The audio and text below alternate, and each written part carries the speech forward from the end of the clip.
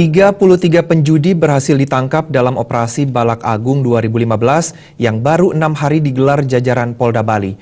Sebagian besar adalah kasus togel dan judi kartu, sedangkan judi tajen nihil.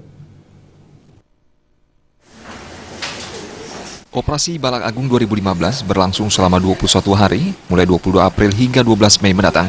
Kapolda Bali Irjen Pol Roni Sompi mengatakan, target dari operasi ini adalah mengungkap dan mencegah perjudian di Bali. 44 kasus perjudian masuk dalam target operasi Balak Agung. Selama 6 hari berjalan, baru 9 kasus dari target itu yang berhasil diungkap. Sementara di luar target sebanyak 17 kasus dengan total tersangka 33 orang.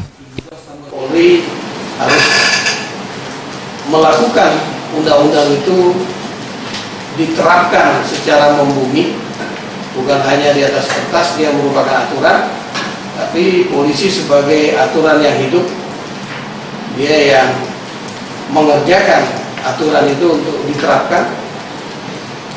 Jangan sampai menjadi buah si malakama. Ya, kita melakukan operasi Balak Agung tahun 2015 ini. Irjen Roni mengungkapkan keberhasilan operasi Balak Agung dinilai bukan dari banyaknya tangkapan, melainkan seberapa besar efek jera yang ditimbulkan dari operasi tersebut. Untuk itu Kapolda telah menginstruksikan jajarannya seperti seluruh Kapolres dan Kapolsek di seluruh Bali untuk mengungkap secara tuntas jaringan perjudian. Sementara terkait ke-33 tersangka yang ditangkap akan segera diberkas dan ditindak tegas.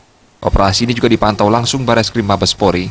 Dari seluruh wilayah di Bali, Polresta Denpasar paling tinggi mengungkap kasus perjudian, kemudian disusul Buleleng dan kabupaten lainnya. Putu Ratna, Bali TV.